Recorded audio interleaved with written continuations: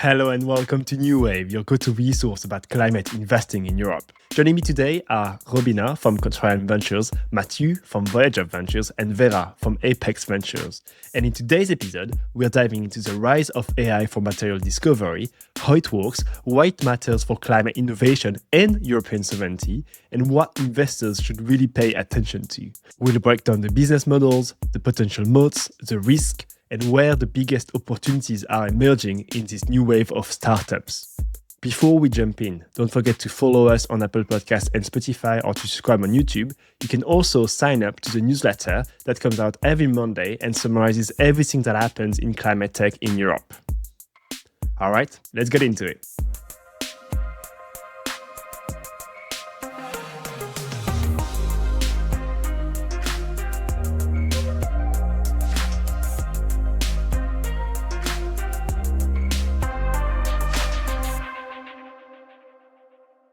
All right. Well, thank you so much for joining me again today. I think it's episode 11 already of this podcast, which is great. I love talking to you guys.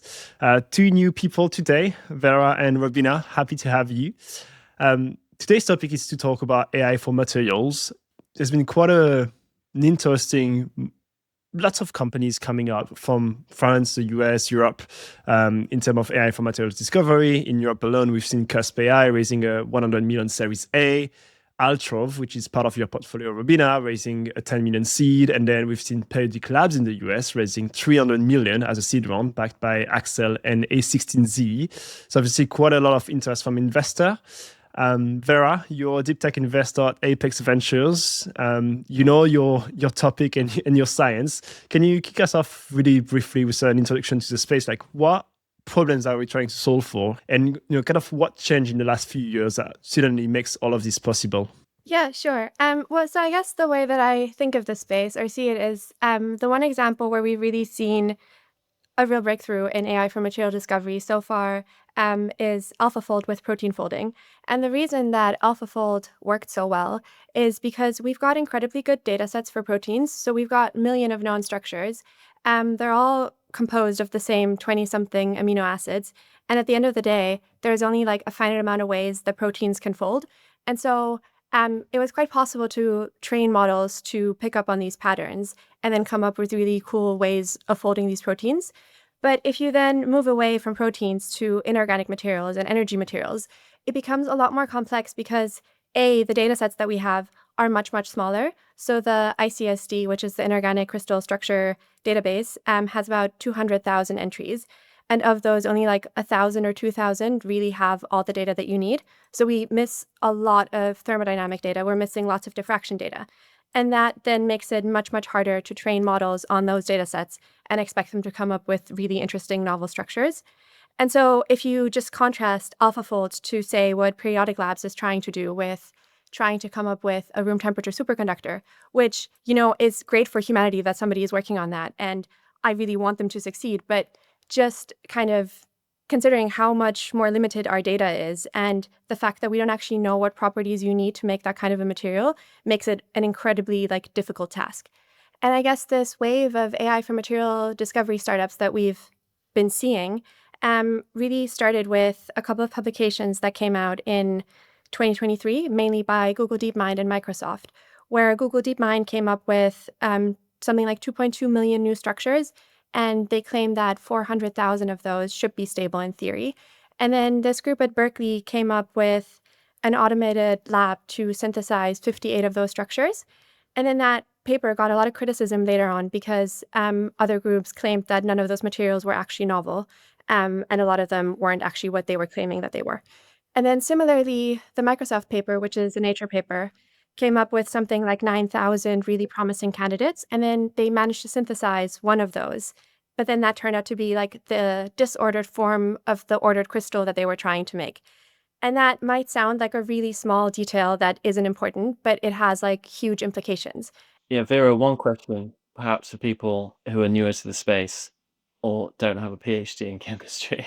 Perhaps you could introduce it from a very high level perspective in terms of what these companies are trying to do. I felt like we jumped into the deep end straight on out of the gate. Sorry, yeah, of course. So Essentially, what they're trying to do is we've got some databases of inorganic materials that we know, and then we can use simulations and maths, mainly DFT, which is density functional theory, to simulate structures that we don't already know that could have similar interesting properties. And so for a lot of different classes of materials, say magnets, catalysts, battery materials, people are hoping that by generating more structures, we can come up with real breakthrough materials in any of these spaces. And so does that answer the question? Yeah, I think it does. I think also we're highlighting that this is happening across everything from proteins to enzymes to plant strains to materials. Across the board, we see companies trying to use artificial intelligence to identify new molecules, compounds, enzymes, etc., to serve new uses. From what I understand from you, what we're trying to do is to predict and create new materials that were not possible before. I'd be curious to see how that translates from a business perspective. So, Robina, if you want to take that one. Yeah, happy to. I mean, obviously, as you already said at the intro, we invested in Altrove, which is within these material discovery slash AI companies building new materials for the critical for the energy transition. So focusing on actually building magnets without rare earth elements. And how we approach the space and market were like with in two different phases actually during our investment thesis. So one area, obviously, like from climate energy, is like the energy transition. In its basic is a material transition. So there's a scarcity of material, and I think we will discuss this later. So this was one area where we were like, okay, this is a market which is interesting, and we looked at the mining industry, materials redesign, but then also this material discovery space. And in the other area, what Vera, what you already said, there were a change in the market with like new foundational models, like as you said, like genome, which made it interesting at this timing. So these fall together. And then maybe to answer your question, is what are these startups mostly optimizing for is time and price, and then obviously access maybe to new materials which are not yet in the market or which are scarce, right? Which we don't have access, like as Altrove, which develops magnets without rare earth, which are highly under pressure, highly concentrated market. I think to build on that, it's no secret that the world is facing some fairly unprecedented challenges, whether that's climate change, whether that's growth in energy demand, whether that's medicines for diseases that we've historically struggled to cure, whether that's space travel, whatever that might be. And I think us sitting back and reflecting on our progress against many of those problems, where we are today and where we want to be, the kind of fundamental business case that sits under a lot of these companies is if we can discover new materials that help us solve these problems by getting us new tools. That's the kind of highest level summary. And then a lot of different companies are attacking that from a lot of different directions, whether that's agriculture, whether that's materials, as I touched on earlier. And are we trying to like build a new model, or are we trying to use existing model for specific use cases? Because I wasn't sure when doing my research if like they're trying to build some sort of like LLM model for like material discovery versus using something that exists already and then just applying it to a specific vertical, I should say. Vera, maybe you have a take on that. Well, I think different companies are have different approaches to that, right? I think some, and I mean, Robina can speak much more in detail about Altrove, but I think some kind of are using what DeepMind, et cetera, came up with and kind of filtering that down to get to the vertical that they're interested in, and then focusing on the synthesis more so than kind of improving the data itself. But then also, I guess, with the synthesis, adding that data to the model to then improve it further. But others kind of really try to work on the model itself. And I think one of the big issues that we have right now is that we can't characterize the materials that we're making very well at all. That's actually a really big bottleneck. And so a lot of the materials that we come up with in these companies, we think we know what they are, but we don't actually know what they are. So there are a lot of research labs trying to work on automating the characterization of that to filter into any of these models, because that would be a real game changer in what you can predict as next kind of recipes. And so I think that's kind of the big problem right now, that because nobody publishes results that of experiments that didn't go very well, it's really hard to come up with new predictions and recipes because you only ever get kind of like an end result. And again, we have very few of those. And so like if you can make a lot of materials and characterize them well and feed that back into the model, then you're going to get a much better model overall. But yeah, I guess there is a big difference between the types of companies that are working on improving those data sets and the models, and the companies that are focusing on the synthesis, and then the ones that are trying to do both at the same time. Vera, could you perhaps explain what characterization is within the context of materials discovery in a bit more detail? Maybe Vera, I can help you. It's very simple. There's this first step of what can we make, right? And this is everything related to the material predictions, the genomes, the Google DeepMind, so the foundational models. And then the characterization is, okay, basically we know what we have predict, but then it's understand how actually do we make this material in the real world, right? So this is the next step. So this is also what Vera refers to as recipe. So because there is a huge difference between what we can find, right, and then what we really can produce as a material which actually can exist even commercially, right? And I think there's this big lab, and some companies, and Altruv is part of that, is not aiming to build a foundational model, but build on top of these, but then really try to understand how do you actually, out of these findings we make a new product, or a new material which actually can exist in the real physical world. And if we think about an Altrov, for example, like thinking about the investment thesis for Altrov, what type of, I'd say, people would you want to find there? Because the thing with AI for material discovery is like you have on one part the LLM model, so you think, okay, you need an AI ML kind of engineer to be there, but on the other part you have the science part, which is really just like going to the lab and testing the experiment. So like how does that investment thesis comes together for you when we think about the type of teams that we need to find for these companies? Interesting. It's a good point, because we were in Paris actually 2 weeks ago for a board meeting. It was very interesting because you think maybe the bottleneck is, I don't know, competition, right? Like I think like they were raising the seed round, and we heard a lot of investors were like, yeah, there's a lot of competition. I mean, there's Crisp AI with 100 million raise and so on. And then maybe, I don't know, there are a lot of questions, even like I think you will ask, like, what is the moat, what is the business model, what is the long-term value, even if you go into materials, which is more a commodity and so on. But the current challenge actually for all these companies is access to talent, human capital, because actually these, especially on the material discovery, AI scientists are very rare, and it's highly competitive to get access actually to really good talent. So for I mean, depends obviously on the stage of the company. For Altruv at the moment, the most important part is actually to build up the internal model for the company. So we are really focusing more on the science part than the commercial side for the team. But then obviously it will change over time. Hugo, in your question, you talked about the LLM piece and the lab piece. My understanding is it's neural networks more broadly rather than LLM specifically. But Rubina, you've looked at this more from a technical architecture than I have. What is the role of LLMs in unlocking this kind of AI discovery for material science, or are we incorrectly applying LLMs in this particular case? I want to give one citation which I really like, and it really helped me to think about this whole market very different. And it was actually from Lee Crowen, which founded Chemify, which maybe you know, it's a startup also building new chemistry in the industry. And what he said is, and he comes from more from a biological perspective, and he said biology in his foundation is actually a search function. And this really made me think very different about material also. Materials like chemistries, everything is a search function, right?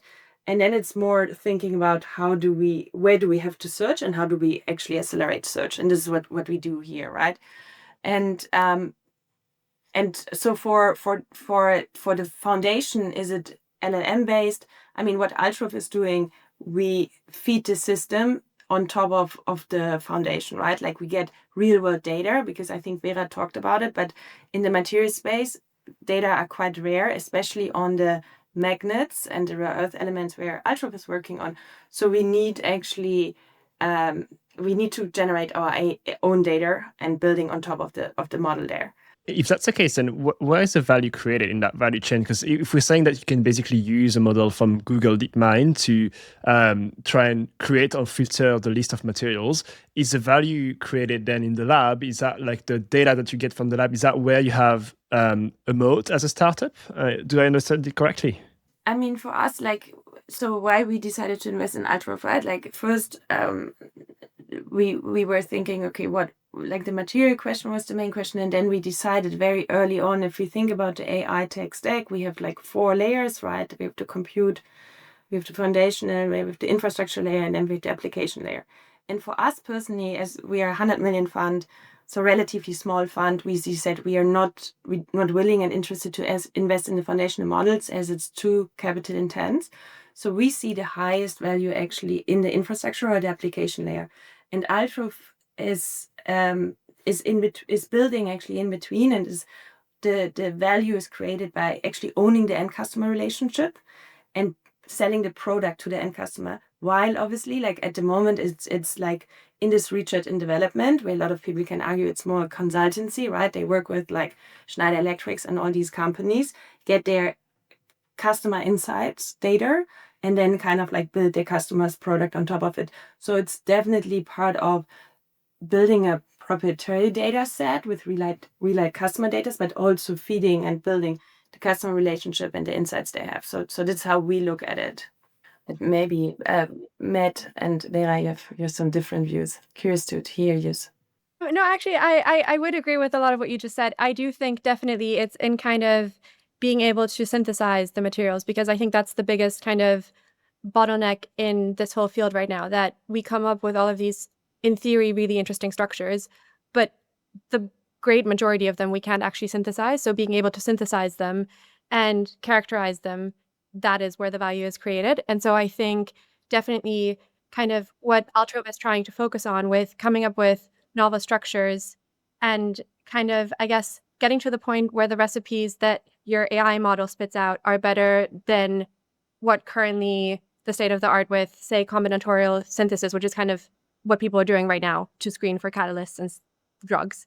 Yeah, so if you can get to the point where your model can give you a better recipe to get to a new material than what is currently used, then that's where you really create value, I think. Hugo, we're going to talk about business model in a second, but being able to synthesize and characterize a new material is really a very low bar in terms of the pathway to kind of true commercialization. And I think an interesting analogy here is graphene, where university managed just to discover this new material. There are so many different proven applications of graphene that could dramatically improve everything from solar panels to concrete. But the reality is a lot of those use cases haven't materialized, and a lot of the potential of that material has not materialized, because whilst we can synthesize and characterize it, we can't produce it commercially at a cost that makes any of those use cases realistic. So I do think when we think about this space as a whole, that very long journey from the data analysis all the way to kind of full scale commercialization is a really interesting challenge that a lot of these companies are going to have to meet. Finding the material is the first piece. Finding a material that they can synthesize and characterize is second huge challenge. Finding a material they can synthesize, characterize, and produce at scale cost effectively to win in certain use cases is a whole nother ballpark, let alone get the industry to adopt it.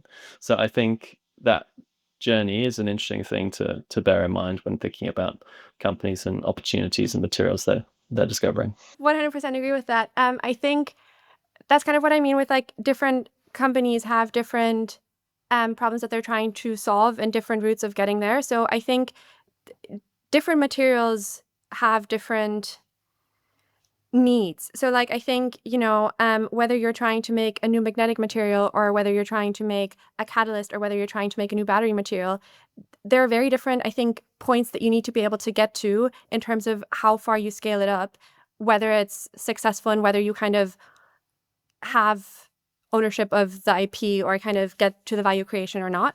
So I think I completely agree with everything that Matthew just said. And I think, focusing on, say, magnets, because in a way they are kind of, if you produce a magnet, the chances that somebody in industry is going to want to buy that magnet is quite big. Versus if you try to make a new battery material, that's a lot more complex, because even if you get to a new interesting component of a battery, which is already really, really difficult, and I would argue that actually right now, the state of the models that we have, very unlikely that you would be able to do that. And I can go into more detail of why I think that if you want, but also not necessary. But even if you manage to do that, then your kind of component of a battery on its own doesn't get you anywhere. Like, you need to be able to, have both electrodes, the electrolyte, the control of the interfaces, be able to make that whole battery, get the performance that you want, and then scale it up. And then, that has its whole set of challenges associated with it, because scaling up battery technology in Europe right now is a challenge of its own. And so I think, there's so many layers of complexity to that, because every material is different in what you need to get to in terms of a business case. And so, that's one thing that I'd add, I guess. That's actually a super, super good point. I think this was part of our metrics to think about why we invested in Altrof, because in the end, what they produce is a powder. And it's very, like, the risk to scale a powder from 1 to milligrams to kilograms, the technical risk is much lower than, as you said, like Entalpic, Dunia, and so on, who are focusing more on, they're more focusing on, what are you doing exactly again? I forgot it actually. What they're electrocatalysts. So they're focusing actually on building material in electrocatalyst space. And then once you found the materials, you have all the scaling risk. We talk a lot about the folk building, right? Like, this is again coming on top of it once you found the material, which makes it then actually, we invested in Metafuels, right? They're building the same aviation fuel. So we go through the whole journey of having the whole build out on really hard deep tech stuff. So this is why I think, like, companies like Altrof are partially de-risk, which makes it a little bit easier, and obviously time to market and commercialization. But I think this is also one of the reasons why we've held back from investing in these kinds of companies historically, because they universally start as tech-enabled services, where they have a model that needs to be applied to a customer's very specific set of circumstances. And that is a very manual, human-led process. It's basically classic tech-enabled services. They're running projects with a number of different customers to see if they can find a material that solves a specific problem. And you can build an attractive business doing that, but you end up building a consulting business. I don't 100% agree that it's comparable with a consultancy. You have adjacents where, for example, with magnets, you can obviously sell to several clients the same product, right? Like, you have adjacent challenges to scale, and you build IP, which you own. And then it's like more what we discussed a lot, and I'm curious to get your take on that, is on pharma industry, right? Where we see companies who actually, the value of pharma companies is their underlying IP. Yeah, just to finish the point. So typically these companies run tech-enabled services projects and then maintain the IP and try to become a product company down the line where they sell the products. And whether that is in enzymes, whether that's in materials, whether that's in plant strains, as I touched on earlier in agriculture, we've seen a lot of different companies do that, and very, very few successfully transfer to becoming a product company, which is much more scalable than a consultancy. The exception, as Rubina touched on, is in pharma, where there are, and Vera also mentioned this earlier, there are a couple of excellent standout examples in protein specifically. So companies like AlphaFold, companies like Cradle, both of which have done very well and built scaled businesses. However, I would potentially challenge that pharma is a very specific customer base that is used to buying these kinds of services and technologies as part of clinical research. Given the scale of their R&D budgets, the nature of that industry, that doesn't necessarily port across into other industries. So whilst theoretically there's nothing stopping these companies successfully making that transition, we have not seen that many companies outside pharma be able to deliver that transition from tech-enabled services to product company. And I think in addition to proprietary data sets, this is one of the key uncertainties that we look at in terms of assessing new companies in this space. How can this company transfer from doing these time-bound projects to becoming a scalable product company? I mean, I obviously like I 100, and I think Matthew, we even talked about this before. So I 100% agree with you, and for us it's also at contrary and definitely more like on the risk side where we're a lot of unknowns. I think what is interesting for us to think about, how does the future look in 10, 20, 30 years, right? And what does material also mean in the future? Will it is an AI an enabler to make our world, the material world, much more customized, right? And is there, and this is the view we have with Altrove and also the other companies in the industry, that materials will the process, the speed. I mean, now it's 10, 15 years to bring a material from research and development to market, right? If we can actually shrink this time to a year or 2 years, maybe we have much more and much cheaper. We have a completely more customized material world, which is, I think, very interesting to think about what is material in the future and what does scalability then also mean, to your point, Matthew. I have a question within this space, and not talking specifically about Altrove, but looking at some of these very large rounds, 100 million, 300 million, for fairly early stage companies that are not that old in this space. We have our own views on this, but to what extent do you think a lot of those really, really big rounds are companies raising war chests to try and put their arms around a space and deter followers? Or do you think it's reflective of real commercial traction? I mean, the second one, I think we all can deny, right? What is reflective of the commercial traction in the market right now, right? But the first point is interesting. So one feedback and one echo we got actually during the fundraise for Altrove, and this is interesting. I don't know yet how it's going to play out, but as I tried to describe before, is we had this view on, okay, we invest on the application layer because we think there's a value created in owning the customer relationship. We learned from a lot of investors that there are these Kurzweil AIs who raised this 100 million and they just buy on top of, like, they build the foundation and then they're just doing shopping tour and buying all these smaller and less defensible players like an Altrove and so on, and then build the whole stack and own the whole stack, like similar to OpenAI what they did, right? And I think this is an interesting and definitely a big threat also for companies like Altrove who only are at the top layer, let's say. One final addition as well, which builds on our position as being kind of fairly cautious about entering the space, which is we have a number of companies across our portfolio pushing the boundaries of material science and different use cases. And what we've consistently seen across the board is that the best companies in each space are doing this kind of materials discovery in-house for their very specific use case. And I think if you roll the clock forward, this is kind of Rubina's point around what does the world look like in 10 years' time. I do think there's a question around, do we see a lot of the material innovation happening within large corporates who are very challenged in doing this kind of research and who would have to, in my experience, buy from an Altrove, a Cusp, etc., to give themselves the capabilities to do a lot of this kind of discovery? Or do we see a world where actually a lot of the innovation is done by startups?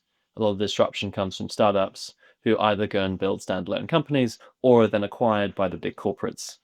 And I think there is a question there about, which we have our own views on, about where a lot of the research and innovation that's durable is going to be done. And are the best companies pushing those boundaries, buying off-the-shelf tools that they then run projects to tailor to their use case?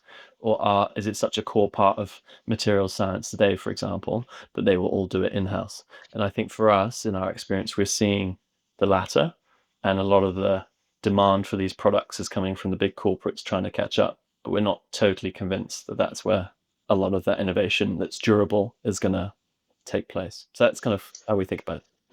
But then the question is also where's the pull or push coming from in the market, right?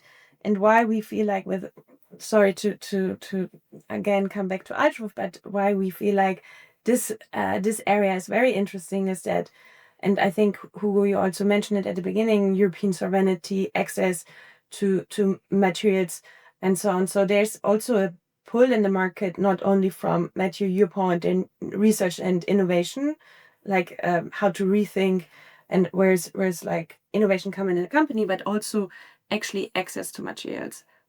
And this is something, the rare earth elements are highly, as you all know, highly concentrated in China, right? Like China now owns more than 98% of the critical mineral markets. And it's not only I'm not talking actually about access to materials, but more even the refining space, they own actually 99%. So they did this over the last 30 years, very, very smart, as you all know, build up the whole infrastructure. So I think that this is something we see even for Altruv now in the US market is a lot of pull actually, building, but making just like supply chains, security, sovereignty. And this is something where Siemens, Schneider Electrics and all think about because there's real pressure in the market. It's not even about thinking about where's my research and development budget. But do you see Siemens, Schneider Electric, who are currently dependent on those magnets and rare earth elements, do you see them, they're certainly doing consulting projects to explore what might be possible with new technologies with non-rare earth element based magnets? Do you see them doing those projects, identifying a new material that doesn't use rare earth elements, building a new supply chain to produce those at scale and shifting their business towards that? Or do you see rare earth element refining being done the same way it is today in India and then sold to Europe? Which of those two worlds do you see is more likely? I think at the moment, it's a diversification of different strategies, right? So I agree with you, obviously. Well, getting us back I mean, I appreciate that discussion for sure. And Robina, you're definitely a proud investor in Altruv. We can say that for sure. Look, I just want to react to something you said Vera earlier. You don't believe that the models that we have today are able to produce actually great new materials. You said you wanted to expand on that. You didn't. So I'm asking you now, like, can you expand on that? Because I think that's quite a hot take. I was slightly more nuanced than that. I said, I think for battery materials, if you want to make a good new battery, I don't think the models we currently have are at a state where they're going to be able to do that. So I think right now, I do think, and sorry to go back to Ultra for a second, but I do think actually there are some use cases where being highly verticalized in them, you can get to really interesting materials. And I do think that Altruv have the possibility of kind of like with these consulting projects, making their data so good that they can, scale up a couple of really, really cool new magnets and then kind of have that be their asset and be really successful with that. I think battery materials are just a lot more complex than that. And I think kind of AI right now is really good at going through iterations of like looking for similar materials to what we already have. But I think what you'd need within the battery space isn't like a very similar material to what we already know. You'd need kind of a novel way of thinking about things. And so kind of, I'm biased here, but one of the best examples of that I know is Nyobold out of Cambridge, and kind of they tackled fast charging by coming up with a new mechanism for a new battery material.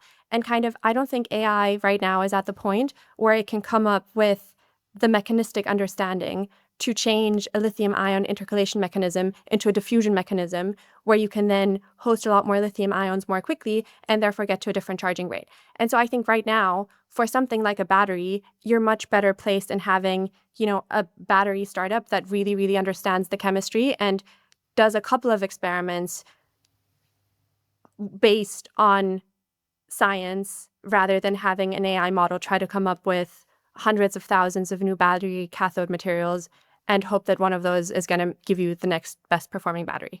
So I just think depending on the problem that you're trying to solve, it can either work or not work. And I just think batteries happen to be particularly complex in my opinion. So I don't think we're at a point where we can use AI for that, is the point that I was trying to make. And you touched on something interesting there in terms of like being verticalized. Like, do we believe in one big model? Like, I think what Periodic Labs is trying to do is to be the kind of the copilot for search in AI for materials. Do we believe in that, or do we rather believe in like being super specific, only tackling a very specific product or material or vertical or industry, whatever that is, and that being the winner? Like generalist versus, specialized.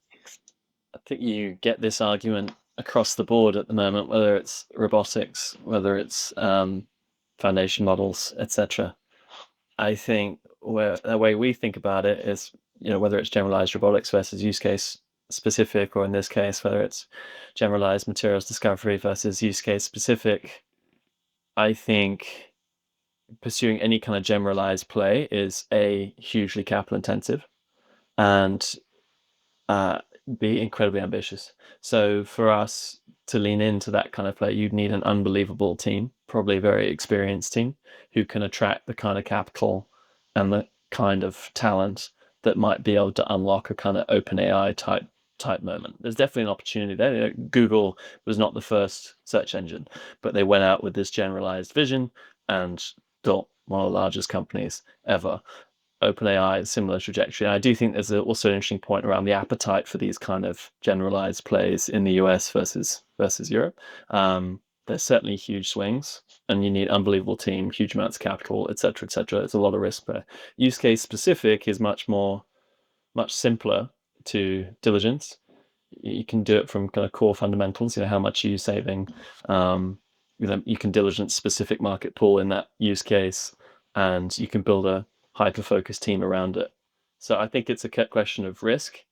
The use case specific is lower risk, potentially, definitely lower in terms of smaller in terms of opportunity, and probably more attractive for most investors.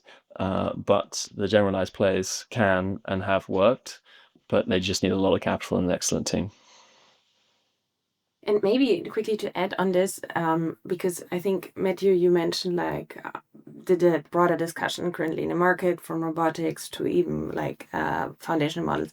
So what is interesting, actually, you all probably know the company Physical Intelligence, and they actually tested us, right? Like pre-model, post-model training, and they actually learned that, and they did these tests in the market, that if you actually have a pre-training with a diversity of data, so general model, and then you build post-training actually on a very vertical focused use group, you actually outperform the model or market much more, because it's still the diversification of models give you model more context, which at least to their learnings actually optimize then once you become more granular on the top, let's say. So more in the learning space in general, but just to share. Val, what's your take on building one big player for research in AI for materials? I think for a European startup to try to compete with, I guess, OpenAI and what Periodic Labs is now trying to do is going to be tough. So I think, but even before that, I think highly verticalized is the best way to get to kind of really good results with where we are in terms of data quality right now. I like the idea of kind of a generalized chatbot, and I think that is going to be useful, but I think it's going to be more of a tool than the thing creating real breakthroughs. And that might be a bit of a hot take. And maybe in 30 years, that's different. But I think to get to a place where a generalized model is good enough to give us breakthroughs in so many different fields.